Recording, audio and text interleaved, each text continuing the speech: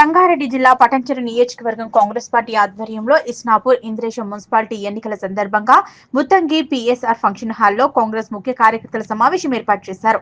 ఈ కార్యక్రమానికి ముఖ్య అతిథిగా కార్మిక శాఖ మంత్రి వివేక్ వెంకటస్వామి హాజరయ్యారు. ఈ సందర్భంగా ఆయన మాట్లాడుతూ పటంచెరు నియోజకవర్గంలోని 5 మున్సిపాలిటీలో జరగబోయే ఎన్నికల సమరానికి కాంగ్రెస్ పార్టీ తరపున అందరూ సిద్ధంగా ఉండాలని కోరారు. మున్సిపల్ కౌన్సిలర్ టికెట్ల గురించి సమన్వయంతో మాట్లాడుకుని ఎలక్షన్ లో పోటీ చేసే 5 మున్సిపాలిటీల్లో కాంగ్రెస్ జెండా ఎగురవేయాలన్నారు. అలాగే మెదక్ కాంగ్రెస్ పార్టీ ఇన్ఛార్జ్ నీలం మధు ముద్రాజ్ మాట్లాడుతూ కాంగ్రెస్ పార్టీలో ఎలాంటి విభేదాలు లేవని 2 వర్గాలు ఉన్నాయని అవతల పార్టీ వాళ్ళు అనడం కాంగ్రెస్ కార్యకర్తల్లో అయోమయం పనిచేయడానికి చూస్తున్నారని, ఇక్కడ 2 వర్గాలు లేవు, ఉన్నది ఒకటే వర్గం, అది కాంగ్రెస్ వర్గం. 5 మున్సిపాలిటీలో కాంగ్రెస్ జెండా ఎగురవేస్తామని సభాముఖంగా తెలియజేశారు. ఈ కార్యక్రమంలో మెదక్ పార్లమెంట్ ఇన్ఛార్జ్ నీలం మధు ముద్రాజ్, పటాన్చెరు నియోజకవర్గ ఇన్ఛార్జ్ కాటా శ్రీనివాస్ గౌడ్ కాంగ్రెస్ కార్యకర్తలు పాల్గొన్నారు. చాలా సంతోషమైన విషయం ఏంటంటే ఈ మున్సిపల్ ఎలక్షన్స్ మీటింగ్ పెట్టినప్పుడు ఇంతమంది వస్తారని నేను అనుకోలేదు యాక్చువల్లీ. కానీ జోష్ ఉన్నది, ఎట్లన్నా మనం గెలిపించుకోవాలని చెప్పి మన కార్యకర్తల జోష్ ఉన్నది. ఇంకోటి మన ఇద్దరు నాయకులు మాట్లాడినప్పుడు కూడా ఇదే విషయం చెప్పినారు. మాకు ఈ ప్రాంతంలో గ్రూప్స్ లేవు, మేమందరం కూడా కలిసి పనిచేస్తాము, ఈ 2 మున్సిపాలిటీస్ ఎట్లా కూడా ఈసారి గెలిపించుకోవాలని చెప్పి వారు కార్యకర్తలకు అప్పీల్ చేయడం జరిగింది. నేను కూడా ఒక చిన్న సర్వే చేయించుకున్నప్పుడు కూడా ఇదే ఫీడ్బ్యాక్ కూడా ఇదే వచ్చింది. కాంగ్రెస్ పార్టీ చాలా బలంగా ఉంది, మంచి క్యాండిడేట్స్ని సెలెక్ట్ చేస్తే డెఫినెట్లీ 2 మున్సిపాలిటీస్ కూడా కాంగ్రెస్ పార్టీ గెలుస్తుందని చెప్పి ఫీడ్బ్యాక్ అయితే అదే ఉంది. సో మన పైన ఒక బాధ్యత ఉన్నది. ఇప్పుడే శ్రీనివాస్ గౌడ్ గారు చెప్పినట్టు అందరూ కూడా కలుసుకొని చర్చించి ఎట్లా క్యాండిడేట్ని సెలెక్ట్ చేయాలి. ఎందుకంటే చాలామంది ఇంతమంది ఉన్నారంటే ఒక్కొక్క సీట్కి 5, 6, 10 మంది కూడా అప్లికేషన్స్ పెట్టుకున్నప్పుడు ఒక్కరికే వస్తుంది, నిరాశ పడదు. నేను నా నియోజకవర్గంలో ఏం చేసిన అంటే శ్రీనివాస్ గౌడ్ జస్ట్ ఇండికేషన్ అన్నమాట. నువ్వు చెప్పినట్టు క్యాండిడేట్ ఒక్కరైనా కానీ ఇతర క్యాండిడేట్స్ ఎవరైతే ఉన్నారు వారికి కూడా మనము ఏదో ఒక పోస్టు నిధులు ఇవ్వడంలోనైనా ఏదైనా ఒక కార్యాచరణ మనం తీసుకొని వాళ్ళని కూడా సాటిస్ఫై చేసే అవసరం ఉన్నది. సో అందరూ కూడా కలిసి ఎవరైతే క్యాండిడేట్స్ ఉన్నారో అందరూ కూడా కలిసి మన కాంగ్రెస్ క్యాండిడేట్ని గెలిపించుకునే బాధ్యత మనం అందరం తీసుకుందామా? అందరూ తీసుకుందామా? డెఫినెట్లీ. ఎందుకంటే 10 సంవత్సరాలు టీఆర్ఎస్ హయాంలో ఉన్నప్పుడు మన కార్యకర్తలు అందరూ కూడా ఇబ్బంది పడ్డారు. ఇదొక మంచి సమయం వచ్చింది, మన కార్యకర్తలను చూసుకునే అవసరం ఉన్నది. నేను కూడా మొన్న ముఖ్యమంత్రి గారితో మాట్లాడినప్పుడు నాకు పార్లమెంట్ ఇన్ఛార్జ్గా మెదక్గా ఇచ్చినప్పుడు, మెదక్ డిస్ట్రిక్ట్ ఇన్ఛార్జ్ మంత్రిగా ఇచ్చినప్పుడు నేను వారికి ఇదే చెప్పినాను. ఎక్కడైతే మన కాంగ్రెస్ అభ్యర్థులు గెలవలేదో అక్కడ ఎక్కువ నిధులు, ఎక్కువ ఇంద్రమ్మ ఇల్లు ఇచ్చే అవసరం ఉన్నది. మీరు ఇక్కడ చేసినప్పుడు మనం పార్టీని ఎక్కువ బలోపేతం చేసినట్టు ఉంటుంది వచ్చే ఎలక్షన్లలో. ఎందుకంటే మన పట్టణ సీట్లో చాలా తక్కువ ఓట్లతో మంచి ఫైట్తోని మనము ఇవ్వగలిగినాము. అట్లనే మెదక్ పార్లమెంట్ సీట్లో కూడా మనందరం కూడా మాట్లాడుతూ ఉన్నాం.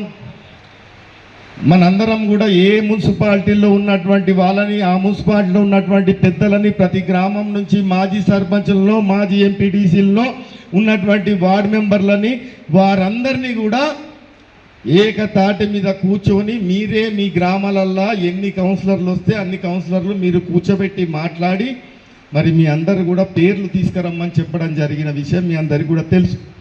ఇప్పటికే అన్ని దగ్గర కూడా మాట్లాడడం జరిగింది. ఒక్కొక్క దగ్గర 2, 3, 4 అనే విధంగా కూడా వీరందరూ కూడా అభ్యర్థులు ఇచ్చారు. కానీ ఎక్కడ కూడా ఇప్పటి వరకు కూడా ఏ వ్యక్తికి కూడా ఎవరం కూడా డిసైడ్ చేయలేదు. మేము ఇంకా మాట్లాడలేదు, ఇంకా చర్చించలేదు. మేము మొత్తం పెద్ద మనిషి దృష్టికి తీసుకెళ్ళి, మినిస్టర్ గారి దృష్టికి తీసుకెళ్ళి, జిల్లా అధ్యక్షుల దృష్టికి తీసుకెళ్ళి తప్పకుండా మరి ఇక్కడ ఏ వర్గాలు లేవని చెప్తా ఉన్నా. ఇది ఎవడో అవతలోడు ఏదో వర్గం అని చెప్పి లేదో టీస్లాట్ అయితే ఉన్న గుంజుకపోదాం అనేది ప్రయత్నం చేస్తున్నట్టున్నారు. కానీ ఏ వర్గాలు లేవు. మాకున్నటువంటి నాయకుల క్లారిటీ ఉన్నాక ఈ అవతలోడు ఏదో ఒక ప్రయత్నం చేసి ఏదో ఇంట్లో కుంపటి ఉందని చెప్పో ఇంట్లో ఆ వర్గమనో ఈ వర్గమనో లేదు. ఒకటే వర్గం, అది కాంగ్రెస్ పార్టీ వర్గం. ఆ కాంగ్రెస్ పార్టీ జెండా కింద మోసిన కార్యకర్తను వదులుకోకుండా ఈరోజు తర్వాత కొన్ని పరిస్థితుల వల్ల వచ్చిన వాళ్ళకు కూడా తప్పకుండా వాళ్ళకు కూడా సమన్వయం చేసే విధంగా ముందుకు సాగుతాం తప్ప ఈయన లేదో పంచాలు పెట్టుకొని వర్గాలు పెట్టుకొని చేసే ప్రసక్తి లేదు. నేను కూడా ఇంకోటి చెప్తా ఉన్నా మీ అందరికీ కూడా, ఎందుకంటే బాధలు కష్టాలు మరి నాకు బహుశా నాకంటే ఎక్కువ ఎవరికి జరగకుండొచ్చు రాజకీయాలలో. నేను అది దిగమింగుకొని కూడా ఈరోజు కేవలం కార్యకర్తల ఎలక్షన్స్ ఉన్నాయి. 10 సంవత్సరాలు 15 సంవత్సరాల సంధి కార్యకర్తల జెండాలు మోస్తా ఉన్నారు.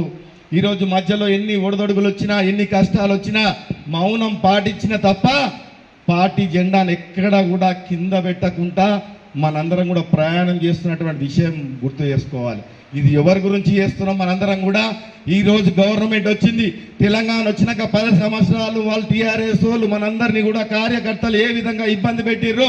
మన ఊర్లో ఉన్నటువంటి గడ్డాన్ జాగాలు, భూములు, ఇండ్లు అనవసరంగా లిటిగేషన్ చేసి మీ అందరిని కూడా పోలీసులు కేసులు చేసి మీ అందరిని కూడా ఇబ్బందులు పెట్టిన విషయం మీ అందరికి ఒకసారి గుర్తు చేస్తా ఉన్నా. ఈ రోజు కేవలం అట్లాంటి పరిస్థితి రావద్దు. ఈరోజు ప్రభుత్వం మనది ఉంది. రేపు కౌన్సిలర్గా, రేపు చైర్మన్గా మీ అందరు కూడా గెలుచుకుంటే ఆ ప్రభుత్వం కూడా, ఎందుకంటే అప్పటి నుంచి పొద్దు నుంచి కూడా ఇక్కడ ఉంది మేము కాంగ్రెస్ పార్టీ ఏం చెప్తుంది అని చెప్పి ఉన్న మీడియా మిత్రులకు కూడా మీరందరూ కాన్స్టెన్సీలో కూడా ఒకటి ఉంది. ఇటు శ్రీనివాస్ వర్గం, కాటా శ్రీనివాస్ వర్గం, నీలం మధు వర్గం అనే ఒక అభిప్రాయం ఉంది. కాటా శ్రీనివాస్ అన్న వర్గం అయినా నా వర్గం అనేది ఏం లేదు. ఒకటే వర్గం, కాంగ్రెస్ వర్గం. కాంగ్రెస్ జెండా కిందనే పనిచేస్తాం, కాంగ్రెస్ వర్గంగా పనిచేస్తామని చెప్తున్నాం. ఎందుకంటే మనం గతంలో 10 ఏళ్లలో ప్రభుత్వం బీఆర్ఎస్ ప్రభుత్వం ఉంది. మనకు ఎన్ని అవమానాలు, మీకు ఎన్ని అవమానాలు, మనందరికీ కూడా ఎన్ని అవమానాలు జరిగినాయి చూడొచ్చు. ఇవి సుమారుగా ఇస్నాపూర్ మున్సిపాలిటీలో కొన్ని వేల కాలనీలు ఉంటాయి. అన్ని కాలనీలలో కూడా మౌలిక వసతులు చాలా ఇబ్బంది ఉంటాయి అన్న. డ్రైనేజీలు అయినా సరే, ఎలక్ట్రికల్ లో వోల్టేజెస్, అదేవిధంగా సీసీ రోడ్లు, పార్కులు, ఇట్లనే ఇవే కాకుండా ఇక్కడ ఎందుకంటే మీకు తెలుసు ఇక్కడ కార్మిక కులం ఎక్కువ ఉంటుంది. ఈ పడన్సర్ కాన్స్టిట్యూన్సీ లో మేజర్గా ఉండే కులం కార్మిక కులం ఉంటుంది. కార్మికులకు కూడా చిన్న ఎంప్లాయీలు 15,000కు 20,000కు జీతాలు చేసి రూమ్ రెంట్లు కట్టుకొని ఇబ్బందులు ఉంటున్నారన్న. వాళ్ళకి గతంలో కూడా కేసీఆర్ డబుల్ బెడ్రూమ్ ఇస్తారని చెప్తే ఇక్కడ డబుల్ బెడ్రూమ్ రాలేవు.